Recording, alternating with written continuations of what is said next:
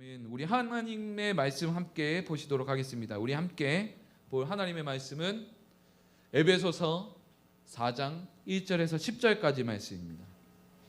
제가 한 절, 여러분이 한 절, 마지막 절은 다 같이 공독하시도록 하겠습니다. 제가 먼저 읽겠습니다.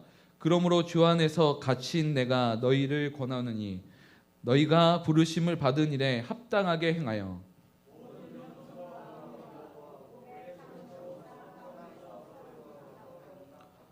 평안에 매는 줄로 성령이 하나 되게 하신 것을 힘써 지키라.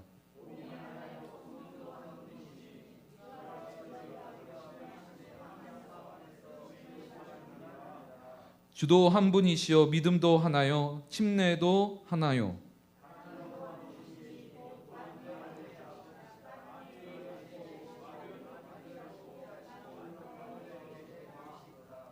우리 각 사람에게 그리스도의 선물을 분량대로 은혜를 주셨나니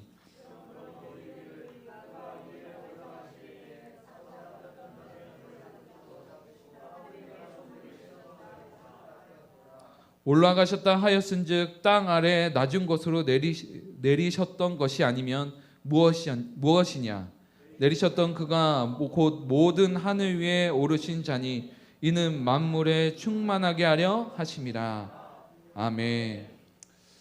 부르심의 한 소망 안에서라는 제목으로 함께 말씀을 나누도록 하겠습니다. 오늘은 첫 번째 말씀으로 부르심의 은혜를 같이 이야기 나누고자 합니다. 뷰티풀 데이 네이버후드라고 하는 영화가 있는데 이 영화의 그 내용이 뭐냐면 어떤 한 그 어린이 프로, 장수 어린이 프로, 인기가 많은 어린이 프로의 한 진행자의 그 실화를 담은 이야기입니다. 그분은 이제 한 2003년도에 돌아가셨는데 이 어린이 프로가 굉장히 인기가 많았던 프로였습니다. 저도 어렸을 때 봤었어요. 이 프로를. 여러분 본 사람들도 있을지도 모르겠습니다. 이 프로는 어떤 프로냐면 아이들의 그런 존엄성과 그리고 너는 굉장히 특별하고 존귀한 사람이야 라고 하는 것을 지금은 저 주인공이 대역으로 했지만 저 주인공이 진행자가 막 이야기를 하면서 TV를 시청하고 있는 아이들에게 존엄성을 심어주면서 진행을 하는 프로였어요. 그러다 보니까 거기에서 핵심이 노래가 있는데 뭐냐면 Beautiful day 따라라라라라라 한 다음에 이런 거였어요. 그게 뭐냐면 내 이웃이 되어주겠습니까? 내 이웃이 되어주세요. 내가 당신의 이웃이 되겠습니다. 이 노랫말이 저 프로그램의 주제였어요. 그런데 거기에서 지금 저 영화에서는 그거에 관한 이야기지만 어떻게 보면 제가 추천을 해드리는 이유는 뭐냐면 여기에서 특이한 명대사가 하나 나오는데 뭐냐면 어떤 방송을 하면은 완벽한 모습을 보여줘야 되잖아요. 거기에서 그 어린이 방송에서는 저 사람이 텐트를 하나 치는 것을 이제 딱 보여줘야 돼요. 완벽하게. 그런데 완벽하게 텐트를 치지 못하는 거예요. 힘도 없고 혼자 하기는 너무나도 여력이 없다 보니까 막 이렇게 방송 이렇게 텐트를 막 치려고 하다가 어른이 한 명 더 필요할 것 같아요. 나 혼자서는 안 될 것 같아요 하고 실패하는 모습을 방송으로 그대로 내보냅니다. 그랬더니 그 주인공에게 인터뷰했던 그 사람이 왜 텐트 설치하는 것을 거절하시죠? 다른 사람이 와서 같이 설치하는 게 좋을 텐데요. 그랬더니 하는 이야기가 뭐냐면 어른들도 계획대로 되지 않을 때가 있다는 것을 아이들이 알아야 하니까요. 저는 여러분이 부모님으로서 아이들에게 굉장히 완벽한 모습을 보여줘야 할 거라고 하는 생각도 많이 들었을 거라 생각합니다. 저보다 더 많은 시간을 사셨지만 그렇지만 분명한 사실은 다 계획대로 되지 않는다는 것.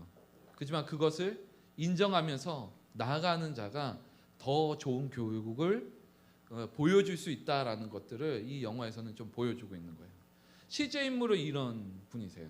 근데 이 사람이 장로교 목사였고 2003년도에 돌아가셨는데 그래서 아까도 얘기했던 대로 뭐냐면 누구나 완벽하지 않지만 결코 하찮은 존재가 아니다라는 것.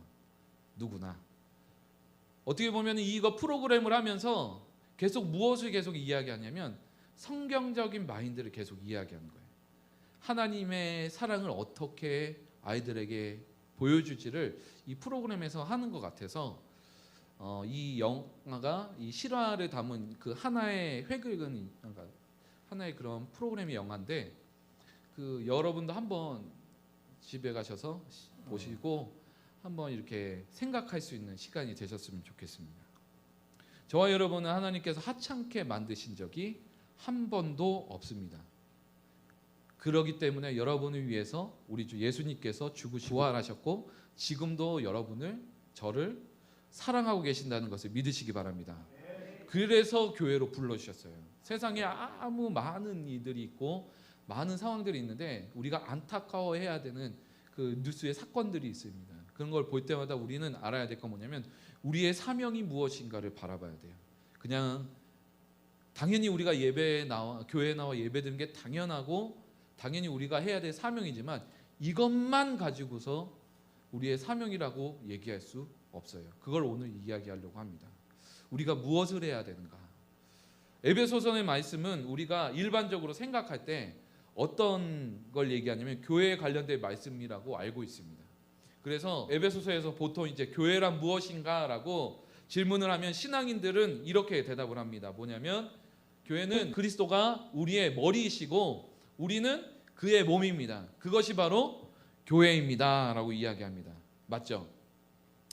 그래서 이것은 맞는 이야기입니다. 하지만 이것만 가지고서만 하지 않고 우리는 교회로서의 모습을 설명할 수 있어야 됩니다. 뭐냐면 왜 예수님께서 우리의 머리가 되셔야 하는지, 또 왜 우리가 주님의 몸으로 교회여야 하는지, 또한 교회가 주님의 몸이라면 교회는 어떤 모습이어야 하는지, 무엇을 해야 되는지를 그 문장 속에서 질문을 던지고 그것을 말씀 속에서 찾아야 하는 것이죠. 그것이 우리가 에베소서 앞장 1장에서 3장까지 또 계속 이 에베소서에 계속 나오고 있습니다. 제가 만약에 나중에 시간이 돼서 이 에베소서를 이제 조금 하나하나 이제 이야기하게 되면 그 전체 주제로 나누게 되면 그때 하나하나 알려드리려고 하겠습니다. 그러나 오늘 우리가 읽은 말씀을 가지고 함께 나누려고 하는데 그러나 중요한 사실은 이 세상에 주님의 핏값으로 산 이 교회는 분명 세상을 향해서 하나님의 뜻 안에서 해야 할 일들이 분명히 있다는 것입니다. 교회뿐만 아니라 우리가 교회에서 해야 할 일이 있지만 교회뿐만 아니라 교회에서 저 세상을 향해서 교회로서 해야 될 그리스도인으로서 해야 할 모습이 있다라는 것이에요. 그것을 오늘 우리는 이 에베소서를 통해서 찾아봐야 합니다. 그래서 그 하나님의 뜻 안에서 저와 여러분을 뭐 하셨냐면 교회로 부르시고 계시는 줄 믿습니다. 우리 옆에 사람과 눈으로 인사하겠습니다. 당신은 위대한 교회로 부르셨습니다 하고서 인사하겠습니다. 네. 저와 여러분은 위대한 교회로 부르셨습니다. 하나님께서 기뻐 받으시는 그런 교회로 부르신 줄 믿습니다. 아멘. 오늘 말씀은 그 의미를 알고 나면 굉장히 정리가 되고 우리의 삶에 쉽게 적용을 할 수 있도록 만들어줄 수 있는 내용입니다. 우리가 오늘의 본문을 읽었을 때 좋은 말씀인 건 알지만 정리가 잘 안 될 때가 있을 거예요. 왜냐하면은 좋은 단어를 막 이렇게 해놨는데 이것이 뭐냐면 너무 우리가 일상에 대한 편하게 이해할 수 있는 언어보다는 너무 거룩한 언어로 쓰여졌다 보니까 조금 더 쉽게 풀이하는 것들이 필요합니다. 우리 2절을 함께 읽어보도록 하겠습니다. 앞에 나와 있습니다. 2절을 함께 읽겠습니다. 시작. 모든 겸손과 온유로 하고 오래 참음으로 사랑 가운데 서로 용납하고. 3절을 또 읽어볼까요?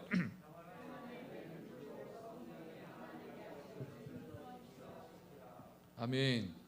우리 3절의 말씀에 보면 성령으로 하나가 되게 하신 것을 힘써 지키라라고 말하고 있습니다.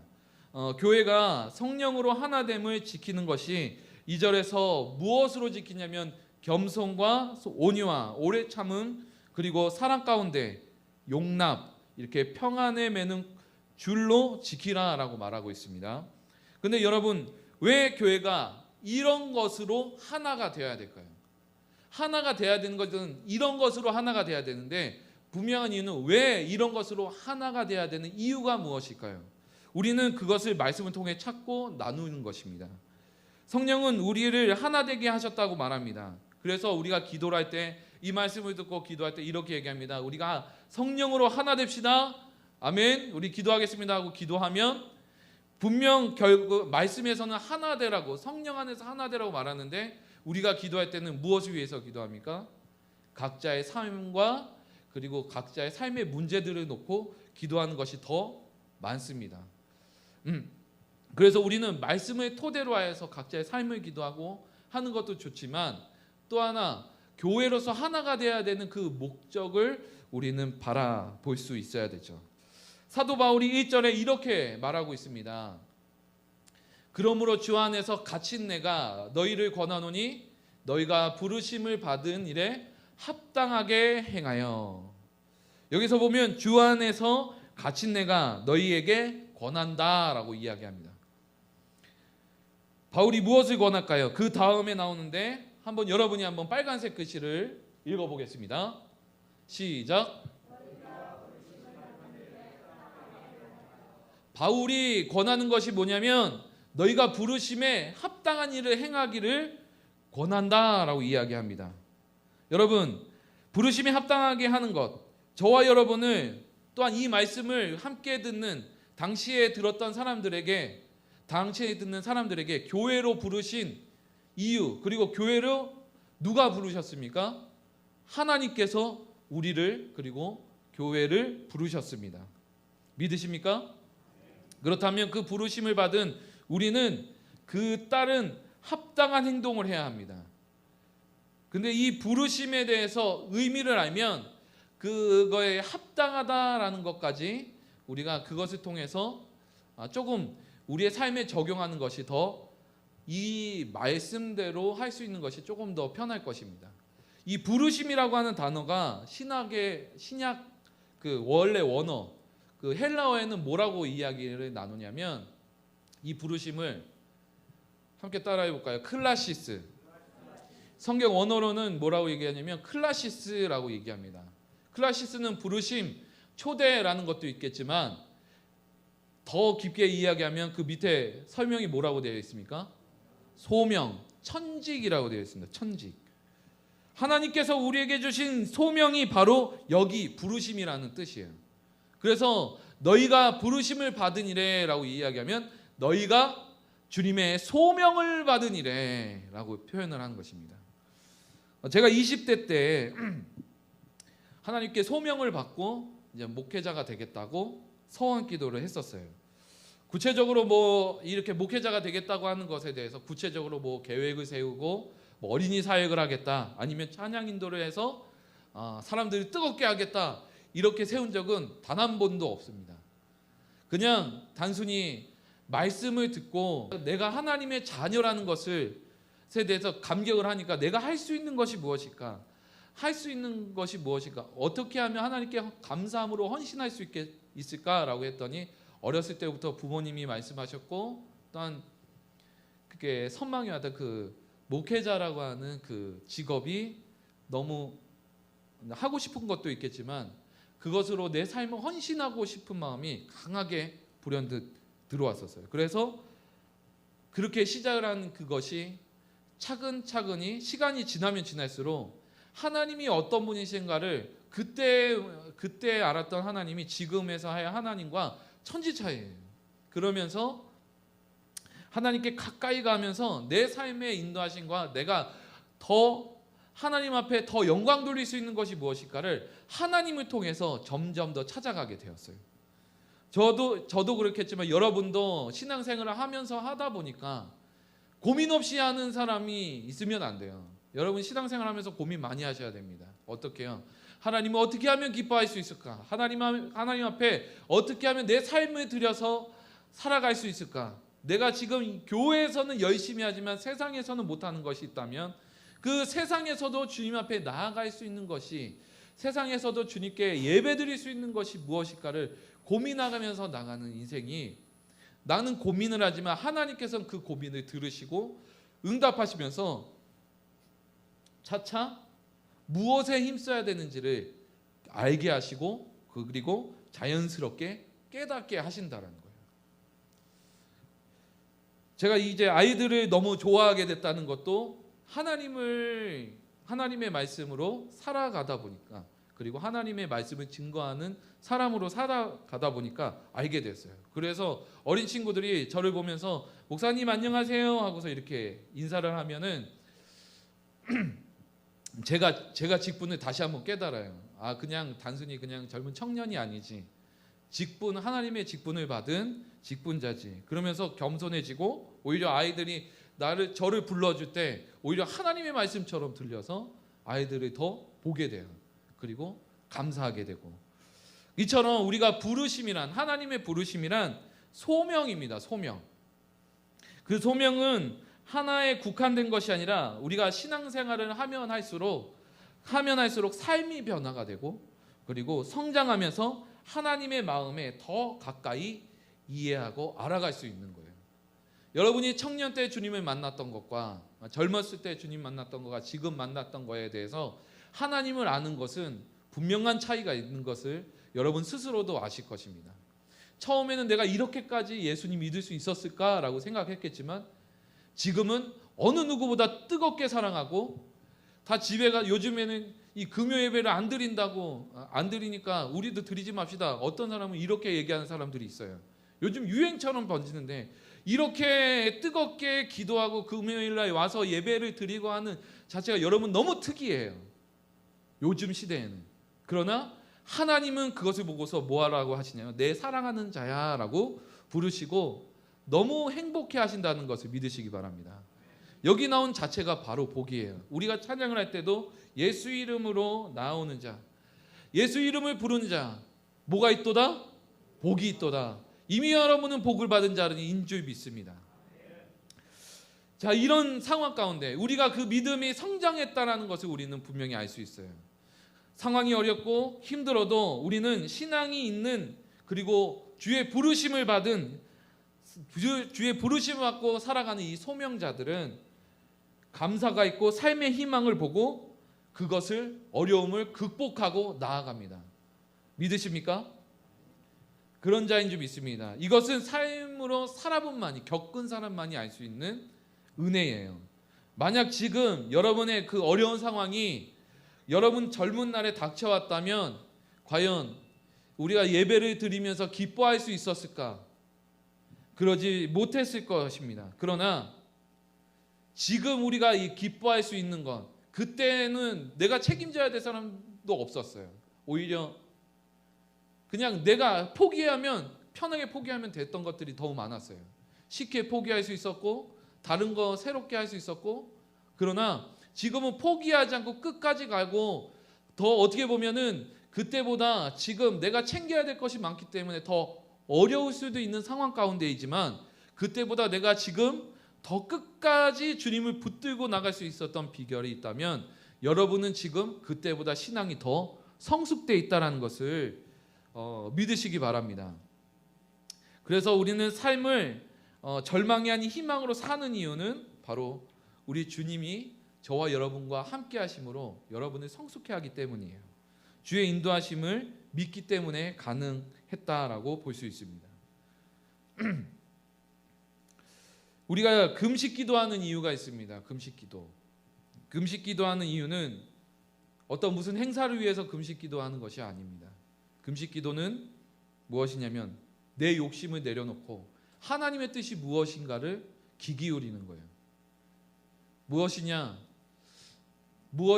무엇인가라고 이야기하면, 금식 기도는 뭐냐면 내 힘 때문에 내가 요구되는 삶에 하나님과 부딪히고 있어요. 하나님은 우리에게 소명을 주시면서 넌 이렇게 해야 돼, 너 이렇게 살기를 내가 너를 창조했어 라고 이야기하는데, 아니에요 주님, 난 이거 할 거예요, 난 이거 하고 싶어요, 주님 마음 바꾸세요 하면서 하는 것이 금식 기도가 아니라 내 힘을 내려놓기 위해서, 그리고서 왜 하나님이 나에게 이런 응답을 주시는지, 왜 이런 소명을 주셨는지를 듣기 위해서 금식으로 기도하는 거예요. 왜냐하면 내가 힘이 더 많기 때문에. 내가 더 하나님보다 힘이 없겠지만 내 힘으로 자꾸 하나님과 부딪히려고 하기 때문에 그것까지 다 내려놓고 지치면 알겠습니다, 주님. 두 손 두 발 다 들고 주님께서 하라는 거 하겠습니다. 그래서 지친 듯이 나오는 거예요. 그렇다면 우리가 조금 더 지혜롭게 하려면 어떻게 해요? 우리가 힘이 있을 때 하나님과 맞서 싸우는 것이 아니라 하나님의 명령에 그대로 순종하여서 더 힘있게 주님의 명령에 힘써 순종하는 것이 저와 여러분이 해야 될 지혜로운 모습인 줄 믿습니다. 그래서 하나님의 명령에 우리의 마음을 바꾸도록 하는 것이 바로 기도예요. 하나님께서 말씀하신 명령은 우리를 힘들게 하거나 지치게 하거나 그런 것이 아니라 우리를 선하게 하고 올바르게 하고 그리고 정직하고 질서 안에서 온전하게 살아가도록 만들기 때문에 우리에게 주신 하나님의 그 부르심과 소명을 잘 하나님께 경청하면서 들어야 되는 거예요. 이번 주에 뉴스에 어떤 기독 신자가 그 하나님의 명령이라고 해갖고 어느 사찰을 불지르는 사건이 있었어요. 이거는 너무나도 안타까운 엉터리 사건입니다. 왜냐? 정말 하나님의 명령이라고 하면 그들의 영혼에 대해서 긍휼히 여길 줄 알고 또한 사랑하는 마음으로 불쌍히 여길 줄 알아서 오히려 사랑으로 그들을 선교해야 되는데 하나님의 명령이라 자기 욕심으로다가 하나님의 명령이라고 해서 불을 질러 버렸어요. 분명 불을 지를 만큼 분노가 차오르죠. 다 우상이니까. 그러나 중요한 것은 하나님의 명령은 그렇게 하지 않으시고 정말 사랑으로 인도하신다는 것을 우리는 바라봐야 합니다. 하나님의 명령 속에는 선하고 온전하게 그리고 누가 봐도 확실한 질서 속에 인도하심을 받아 살아가는 것임을 믿으시기 바랍니다. 그렇게 저와 여러분이 이 진정한 소명을 받은 소명자라는 사실을 믿는다면 이제는 우리가 살아가는 모든 것 가운데 각자마다 하나님께서 주어주신 허락하시는 일들이 분명히 있다는 것을 깨달으셔야 돼요. 그래서 해야 될 게 뭐냐? 2절에 보니까 우리 2절에 우리 한번 읽어보겠습니다. 2절을 제가 읽겠습니다. 모든 겸손과 온유로 하고 오래 참음으로 사랑 가운데 서로 용납하고 겸손하고 온유하고 오래 참아야 합니다. 주의 일을 하는데 힘든 일이 한두 가지가 아니에요. 그런데도 하셔야 됩니다. 왜요? 서로 용납하는 거 하셔야 됩니다. 쉽지 않아요. 그런데 하셔야 합니다. 왜요? 주님께서 우리에게 주신 소명이 있기 때문에. 믿으십니까? 그래서 우리는 항상 다짐해야 합니다. 믿음의 결단으로. 우리가 어렵게 직분까지 받았어요. 저도 마찬가지고 여러분도 마찬가지고 각자의 직분이 있습니다. 그 직분을 받아서 정말 이제 믿음 안에서 결단하면서 정말 주님 안에서 살겠다라고 고백하면서 세상에 나아갔는데 나가자마자 시험거리가 와요. 나가자마자 시험거리가. 안 믿는 사람이 시험 주는 거는 뭐 그럴 수 있어. 익숙해요. 그들에게는 뭐 다 하나님 비춰질 수 있어요. 그런데 문제는 믿는 사람까지 시험에 들게 하니까 이게 돌겠는 거예요. 그러나 그래도 어떻게 해야 되냐면 우리는 오래 참으셔야 합니다. 그리고 용납하시면서 나아가셔야 됩니다. 혹 우리에게 나를 악하게 행동하는 사람이 있어도 오래 참으셔야 합니다. 왜냐면요, 소명자이기 때문이에요. 2절에 나온 이건을 할 수 있는 사람은 그리스도인 밖에 없어요. 그래서 우리가 하는 일이 뭐냐? 이것을 해야 한다는 거예요. 주님의 소명 때문에. 할렐루야. 그리고 또 하나 중요한 것이 있습니다. 중요한 것. 뭐냐면 합당하게 행하여라는 겁니다. 합당하게 행하여.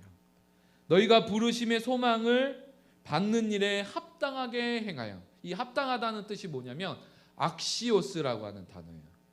원어로, 성경 원어로 악시오스. 이거는 적당히 어울리듯 경건하게 합당하게라는 단어가 있겠지만 이거의 원래 어원, 이 단어의 어원은 뭐냐면 똑같이 악시오스인데 스펠링이 조금 달라요. 그러나 해석이 뭐냐면 함께 읽겠습니다. 시작. 칭찬받을 만한. 밑에는 뭐뭐에 비길 수 없는. 이건 뭐냐면 가장 큰 거는 뭐냐? 칭찬받을 만한 것이라는 거예요. 저와 여러분이 교회로서 직분자로서 그리고 세상의 그리스도인으로서 살아가는 모든 삶이 어때야 되냐면 하나님 보시기에 뭐 해야 되냐면 칭찬받을 만해야 한다는 겁니다. 그것이 바로 소명자, 부르심을 받은 자의 모습이라는 거예요. 주의 부르심에 합당하게 행한다는 건 결국 하나님의 명령에 칭찬받을 만하게 행해야 한다는 것. 우리가 오늘 하루를 살면서 돌아볼 때 침대에 누워서 내가 어떻게 살았냐를 생각할 때 그냥 자는 것이 아니라 나 열심히 살았어, 이것도 중요하지만 우리는 그리스도인으로서 하나님이 나를 어떻게 보셨는가를 바라볼 수 있어야 돼요. 우리 1, 2년 신앙생활한 거 아니잖아요. 저보다 더 많이 신앙생활 하셨잖아요. 그리고 저도 마찬가지로 어렸을 때 신앙생활 하면서 우리는 누워서 항상 생각이 편하게 하셔도 돼요. 누워서 하셔도 됩니다. 그러면서 하나님께서 나를 오늘 하루를 보셨을 때 과연 칭찬받을 만한 행동을 했는가를 돌아보면서 해야 될 게 뭐예요? 부끄러운 것이 있다면 회개하시고 그리고 내일을 준비하시는 거예요. 어떻게? 하나님의 칭찬받을 만한 행동으로 살겠다라고 하는 다짐과 함께. 그런데 또 내일의 삶 동안 또 실패했다면 다시 또 다짐하시고 매일의 그런 삶을 살다 보면 하나님께서는 그 믿음 가운데 실천해가는 모습으로 살아가게 하신다라는 것입니다. 그리고 날마다 주님께서 우리를 부르시는 그 소명을 확인하며 칭찬을 받을 만한 믿음이 하나의 그 생각과 기도가 여러분을 진정한 믿음의 삶으로 바꿔주실 거예요. 여기까지 우리가 우리의 그 말씀을 나누면서 중요시 여겼던 이 두 가지가 있습니다. 악시오스, 그 다음에 클레시스. 뭐냐면 부르심이 뭐라고 했어요? 소명이고 또한 합당하다라는 거에 대한 해석이 뭐라고 했죠? 칭찬받을 만한. 그러면 칭찬받을 만한 그 소명으로 살기를 원하는데 그럼 우리에게 주신 그 소명이 무엇일까? 그것을 한번 생각해 보려고 합니다. 주님께서 여러분에게 주신 각자가 해주신 소명은 각각 다릅니다. 각각 다른데 그 다른 가운데서도 중요한 사실은 서로 하나의 공통점을 가지고 있어요. 하나의 공통점. 한 가지의 공통점이 있습니다. 이것은 뒤에 나오게 되는데 저마다 삶의 행동은 다를 수 있지만 우리 그리스도인들은 공통점을 가지고 있어요. 하나의 목적을 가지고 각자의 삶에 다른 방향으로 우리를 인도하고 계시다라는 것. 그리고 다시 한번 얘기하면 우리의 목적은 다 같지만 가는 길은 저마다 다 다르다는 것. 그것이 바로 소명 안에서 이루어질 수 있는 것입니다. 그것이 뭐냐? 우리의 직업이 될 수 있는 거예요. 그리고 또한 여러분 각자 맡은 직분이 될 수 있는 것이고요. 그 다음에 다르게 말하면 하나님께서 우리 각자에게 주신 달란트, 은사라고 이야기할 수 있습니다. 어떤 사람은 이것을 잘해요. 어떤 사람은 저것을 잘해요. 그러나 하나님께서 각자에게 은사 달란트를 주시며 그것을 통해서 우리를 어떻게 하시냐면 하나로 모이게 하시는 거예요. 다 같은 목적으로 모이게 하신다는 겁니다. 그리고 그렇고 하나로 모이고 그것으로 같은 곳으로 같은 목적으로 달려가게 하셨습니다. 각자의 삶은 달라도 그리스도 안에서 주님이 주시는 그 목적은 하나입니다. 하나. 그래서 2절 말씀에 겸손과 온유로 하고 오래 참으로 사랑 가운데 용납하고라고 되어 있는데 이렇게 보면은 단어가 사랑 가운데 용납하고는 용납을 할 때만 사랑하고 나머지 겸손과 온유와 오래 참음은 내가 스스로 해야 되는 것 같은 뉘앙스가 있어요. 그러나 이렇지 않습니다. 이거의 원어로 이제 풀이해서 보면 앞에 이런 단어가 나옵니다. 나타내라. 무엇을? 2절에 있는 모든 것을, 그리고 그 다음에 사랑 안에서 합치면 사랑 안에서 이 모든 것을 나타내라. 사도 바울이 이 사랑으로 얘기할 때 이 사랑은 무슨 사랑이냐, 단순히 우리가 뭔가 도와주고 하는 그런 인간의 감정에 대한 사랑이 아니라 항상 이 사랑 안에서라고 하는 이 기억해야 될 게, 우리가 말씀을 기억하시면 좋아요. 사랑 안에서라고 얘기하는 이 단어는 뭐냐면 그리스도의 사랑 안에서예요. 다, 거의 다 그렇습니다. 하나님께서 우리를 사랑하셔서 그리스도를 보내주신 것처럼, 그 그리스도께서, 우리 주 예수님께서 우리를 위해서 십자가에서 죽으시고 부활하신 것처럼 이 그 사랑 안에서는 곧 뭐냐? 그리스도의 사랑 안에서라는 거예요. 그래서 풀어서 설명하면 이렇습니다. 그리스도의 사랑 안에서 이 모든 것을 나타내라 라고 이야기합니다.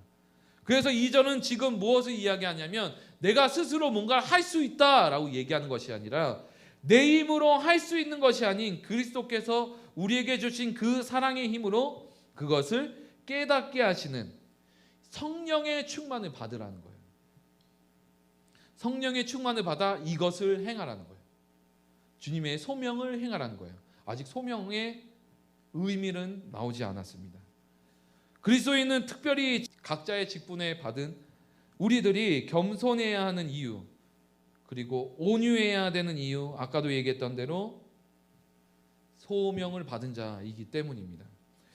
특히 여기 온유라고 하는 단어는 쉽게 표현하면 온순한 마음으로 주 하나님께 순종해야 하는 것, 이것이 바로 온유라고 하는 단어예요. 지금 내가 당면하고 있는 상황도 내가 뭔가 정말로 바꿀 수 없는 상황, 내 마음은 바꿀 수 있으나 이 모든 상황을 바꿀 수 없다면 그래도 온전히 받아들이고, 그렇지만 그 안에서 하나님께서 우리에게 주어주신 일들이 있다라는 것을 깨달으면서 나아가는 것, 묵묵히 나아가는 그것을 바로 온유라고 표현할 수 있습니다.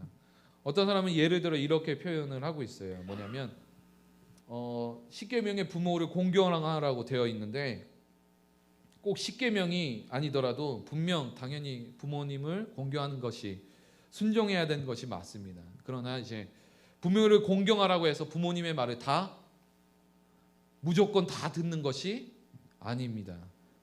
예수님을 안 믿는 부모인데 그분이 너 교회 가지 마, 그럼 예 순종하겠습니다, 이런 것이 아니에요. 그렇다면 여기에서의 온유라는 게 뭐냐면 우리의 믿음의 사람들이 그럼 안 믿는 부모나 그런 안 믿는 상황 가운데 있을지라도 이분이 나의 아버지시고 이분이 나의 어머니로 하나님께서 우리에게 주어주신 거에 대해서 인정하고 또한 존중하고 살아가는 것, 나의 아내를 존중하고 사랑하는 것. 아내를 바꿀 수가 없잖아요. 죄송합니다, 이게 웃으라고 하는 얘기인데, 네, 인정하고 나아가는 그 온유한 마음, 특히 남편도 마찬가지예요. 바꾸지 마세요. 네, 그것이 바로 온유한 마음입니다. 근데 그냥 이렇게 살아가는 것이 아니라 주님께서 주어주신 은혜다라고 생각하고 그렇게 믿음으로 그것에 당면하면서 인정하며 살아가는 것, 그것을 바로 온유하다, 그것을 가지고 나아가는 사람을 온유한 사람이다라고 이야기합니다. 이와 마찬가지로 하나님께서 이 땅에 이런 식의 나를 태어나게 하시고 살아가게 하셨다는 것입니다. 그리고 우리를 소명자로 부르시고 계십니다. 그것은 우리는 그 믿음을 받아들여야 해요. 그 믿음을. 그리고 이 땅의 소명자로 우리를 부르신 사실을 믿으셔야 합니다. 지금까지 하나님은 우리를 이 땅 가운데 보내셨고 이런 소명을 주셨고 직분을 허락하셨습니다. 근데 내가 만약에 하나님께서 소명을 주셨는데도 불구하고 주님 나 그렇게 살고 싶지 않아, 다른 거 하고 싶어요 라고 얘기하면 안 되는 거예요. 안 되는 거예요. 확실히 얘기했습니다. 하나님께서 이렇게 명령하셨는데 아니요 난 딴 거 할 겁니다. 그러면 안 돼요. 그리고 나 돈 많이 벌고 싶어요. 그것보다 하나님이 원하시는 건, 더 먼저 원하시는 건 뭐냐면 여러분이 세상에 나가서 그리스도인으로서 온전히 살아가는 것을 더 하나님께서는 기뻐하신다라는 겁니다. 그래서 그리스도인들은 세상에 더 열심히 살아야 돼요. 더 열심히. 남들보다 더 열심히 살고 현실을 직시하면서 세상에 남들보다 그리스도인으로서 온유함을 나타낼 수 있어야 합니다. 더 사랑으로 대하시고 살아가셔야 되는 게 그리스도인의 사명이에요. 그것을 하나님께서는 진정한 하나님의 영광으로 여러분의 삶을 받으십니다. 그리고 소명자로서 온유함과 겸손함으로 순종하고 어떠한 일에도 있어도 사람들이 뭐라 할지라도 오래 참고 누가 핍박을 한다 해도 용서할 수 있어야 하는 것이 저와 여러분인 줄 믿습니다. 그렇다면 이것을 하는 것이 우리 스스로 할 수 있을까요? 절대로 할 수 없어요. 믿음의 사람이 같이 있어줘야 더 힘이 나고, 그래서 우리에게는 우리가 사는 것도 내 힘대로 살면 안 되고 성령의 힘으로 살아야 한다는 것입니다. 성령의 힘으로 용서하고 성령의 힘으로 나아가야 하는 것입니다. 주님의 힘으로 사는 것이 바로 여기 이 내용인 거예요. 사랑으로 행해라.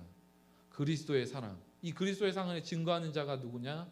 우리 안에 계신 성령님이세요. 그래서 우리는 성령의 충만을 받도록 기도하셔야 됩니다. 항상 기도할 때. 이제 3절로 넘어가면서 이제 그 소명에 대한 것들을 확실히 찾아보려고 합니다. 3절과 4절을 넘어가면서, 자, 여러분 이 3절에 보면 이렇게 있습니다. 말씀을 함께 읽겠습니다. 시작. 평안에 매는 줄로 성령이 하나 되게 하신 것을 힘써 지키라. 아멘. 성령이 하나 되게 하셨다의 그 하나를 이렇게 바꿔볼 수 있습니다. 뭐냐면 연합하게 하셨다. 연합하게. 성령이 우리를 어떻게 했다고요? 연합하게 하신 겁니다. 무엇을 하려고? 어떤 그 소명을, 어떤 일을 하기 위해서 성령께서는 우리를 연합하게 하셨다. 각자의 자리가 다 다른데 그래도 이 교회 안에서 연합하게 하신 이유, 교회로서 연합하게 하신 이유가 바로 4절에 나와 있고, 이것을 말씀으로 나누겠습니다. 함께 읽겠습니다. 몸이 하나요 성령도 한 분이시니 이와 같이 너희가 부르심의 한 소망 안에서 부르심을 받았느니라. 아멘. 부르심의 한 소망을 우리에게 허락을 하셨대요. 앞전에 부르심은 소명이라고 말했습니다. 그리고 우리는 소명은 다 같아요. 그러나 여기서 같지만, 이 소명은 다 같지만 각자의 그 가는 방향들은 다 달라요. 구원을 받는 길은 다 다르다, 이런 얘기가 아닙니다. 우리는 그리스도 예수 안에서 다 받는 거예요. 딴 데서 받으면 그건 이단인 거예요. 그러나 그리스도 예수 안에서 다 각자의 그리스도 예수 안에서 구원은 다 받지만, 그 다 받았지만 구원받은 자로서의 각자의 삶은 다 달라요. 그러나 그 모습들이 다 한 소망으로 이루어지고 있어요. 부르심의 한 소망. 그 부르심의 한 소망, 이제 이야기하려고 합니다. 교회의 목적이 되고 공통점이 되고, 또 우리를 교회로 부르시고 교회라고 이야기하시는 그 한 소망, 한 목적, 그 소명은 무엇인가? 바로 이것입니다. 같이 읽겠습니다. 시작. 하나님의 통치, 하나님의 나라가 이 땅에 이루어지고 하나님의 통치를 받는 것. 간단하게 얘기하면 전도고요. 그렇지만 더 풀이해서 이해 쉽게, 그리고 좀 신앙인으로서 더한 이야기하자면 하나님의 통치를 받게 하기 위해서, 하나님 나라를 확장하기 위해서 저와 여러분을 소명자로 부르신 거예요. 이 소명은 바로 뭐냐면 다 모두가 하나님의 통치를 받아야 된다는 거예요. 지금 사회에서 무리를 일으키고 있는 자들의 문제가 뭔지 아십니까? 그들은 하나님의 통치를 받지 못하기 때문에 저렇게 하고 있는 거예요. 우리가 사회에 무리를 일으키는 이유가 있겠습니까? 오히려 더 선을 전하는데 이유가 뭡니까? 우리 안에 하나님의 통치를 받고 있기 때문에 그렇게 할 수가 있는 거예요.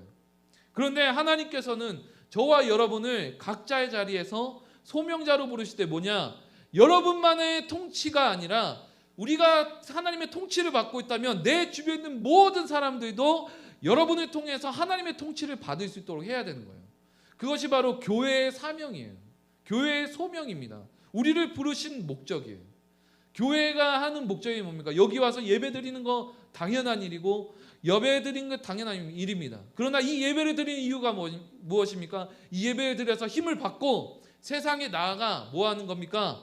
그 세상에 그리스도의 사랑을 전하면서 그리스도의 사랑 안에서 그들도 내 복음을, 내 사랑을 전해받는 그들도 나를 통하여서 무엇을 받는 거예요?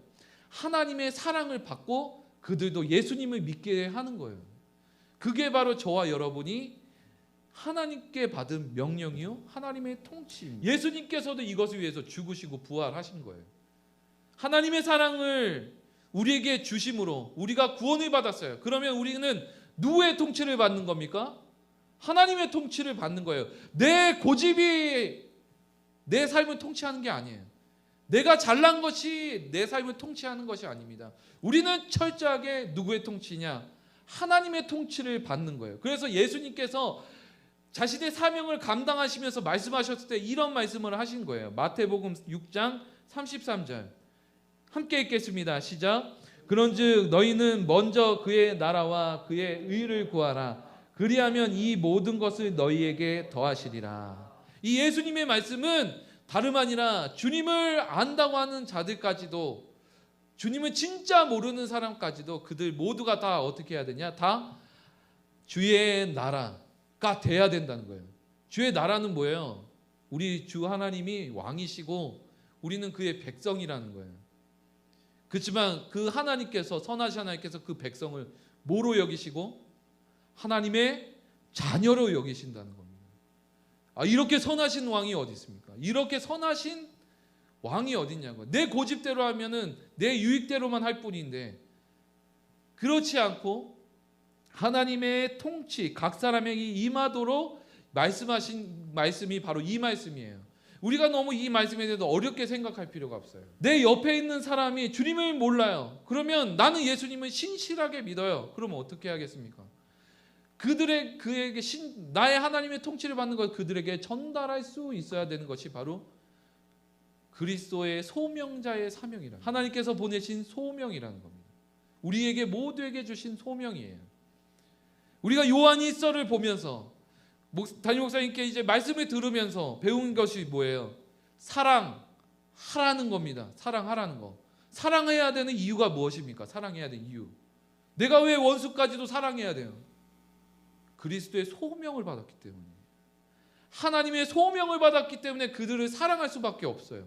사랑해야 그가 나를 통해서 주를 알고 나를 통해서 하나님의 통치를 받아서 나에게 아픔을 주었던, 주님을 몰라서 아픔을 줬던 것들까지도 해결이 될 수 있는 거예요. 그 사랑을 통해서.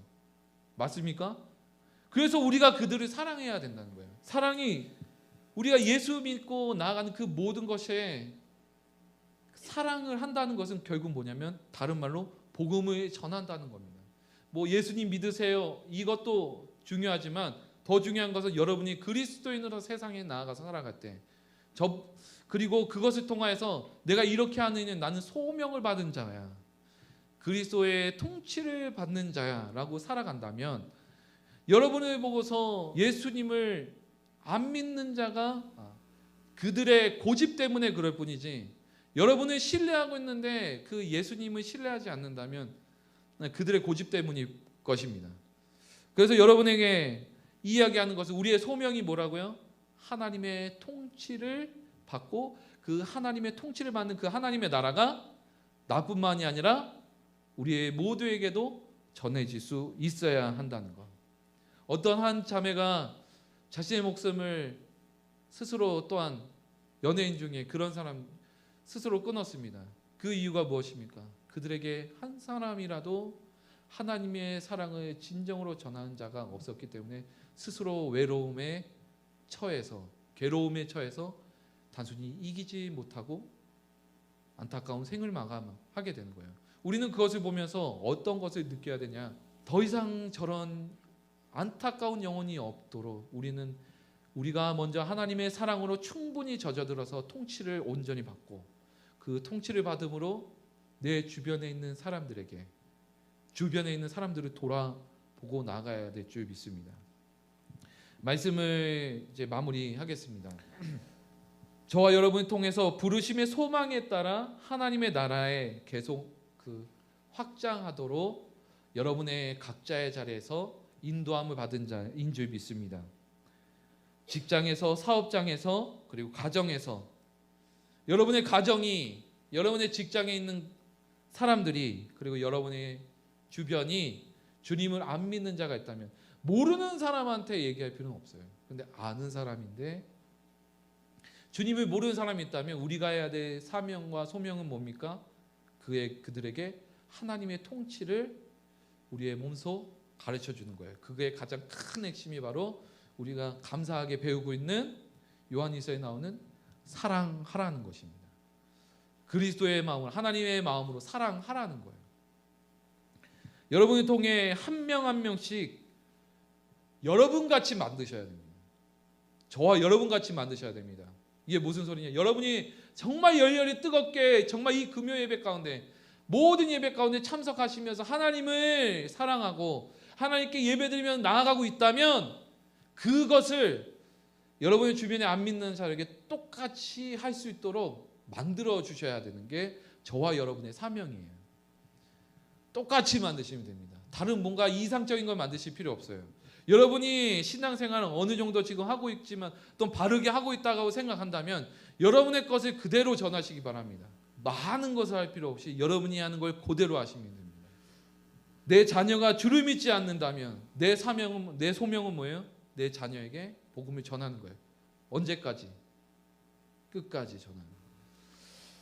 내 친구가 주를 믿지 않는다면 만날 때마다 전하는 거예요. 넌 왜 맨날 이런 얘기만 하니?